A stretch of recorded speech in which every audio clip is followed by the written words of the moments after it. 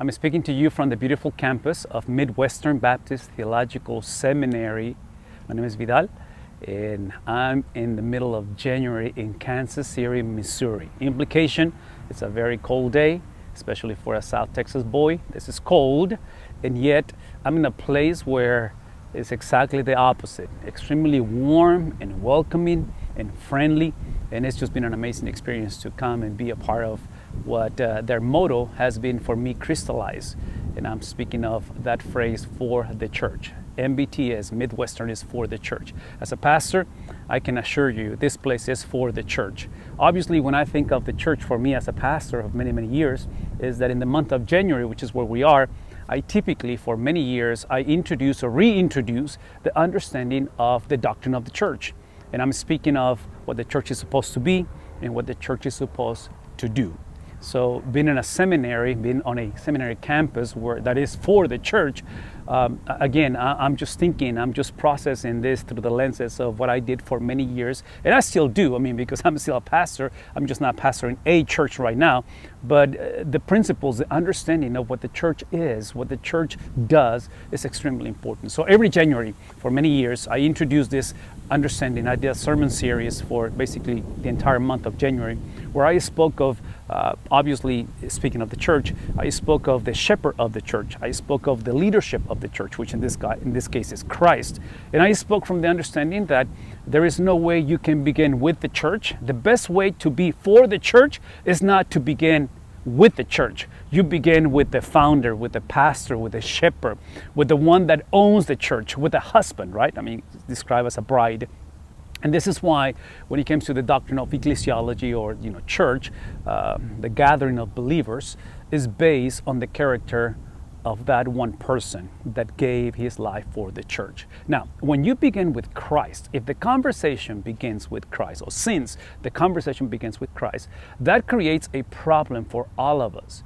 Because if you begin with Christ, by default, then us, which means the church, before Christ, we were against the church. All that I'm trying to say is that nobody is born as part of the church. No one is born being for the church.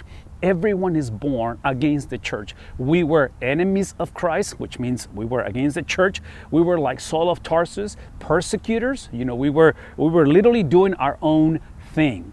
And then Jesus happened.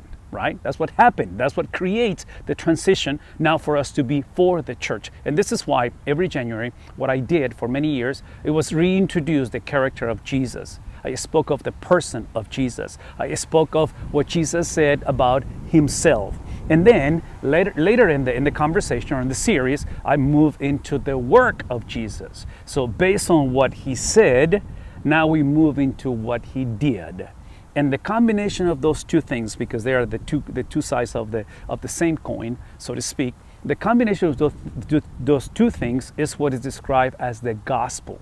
The gospel of Jesus Christ is not the church, is Jesus. And is Jesus meaning as what he said about himself and what he did. And that's exactly what brings forth the church. I am more than convinced that churches today, we are in so much trouble, that we are in a lot of confusion, because tragically, when it comes to the topic of the church, whether we are for or against, whatever we find ourselves, part of the problem is that we begin with the church. We cannot begin with the church in this type of conversation. We always begin with the creator of the church, the worldview of Jesus with regards of the church. In other words, we begin with Jesus' definition of what the church is. We begin with Jesus' lifestyle, or in this case, his mission, as the mission of the church.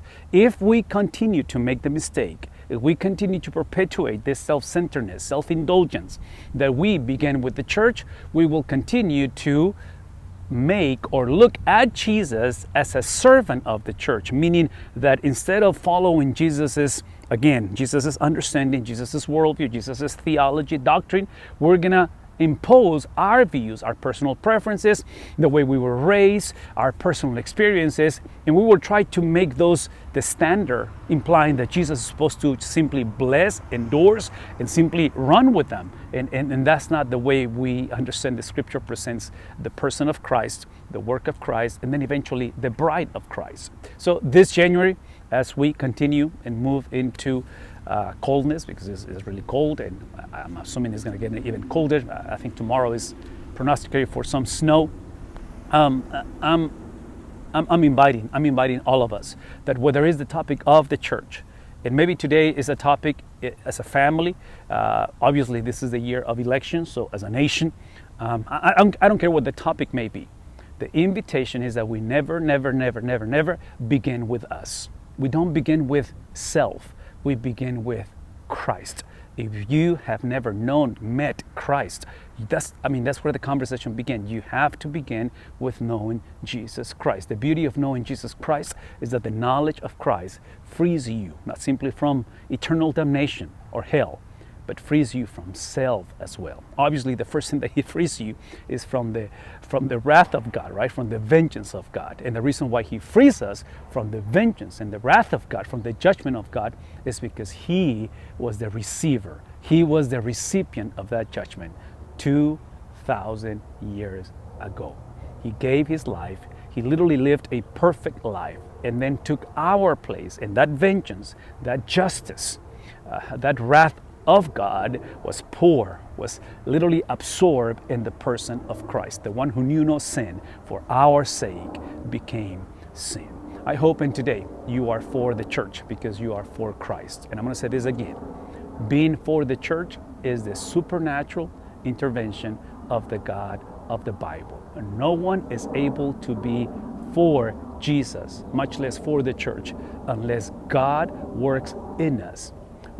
God works and transforms our hearts. My prayer and desire as you go into 2023 is that you are for the church and that you are for the person of Christ. Have a wonderful day, and thank you for being a part of the channel today. God bless.